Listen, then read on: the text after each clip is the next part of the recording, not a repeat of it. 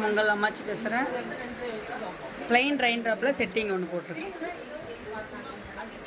ஏன்னு கேட்டால் நான் ஒரு 3 நாளாக ஊருக்கு போயிருந்தேன். ஊருக்கு போயிட்டு நேராக அப்படியே வந்து கடையில் உட்காந்துருக்கேன். அதனால் செட்டிங் இப்போ தான் போட முடிஞ்சுது. எங்கள் பொண்ணு போட்டு காட்டல, அதனால் இப்போ தான் போட்டு காட்டுறேன்.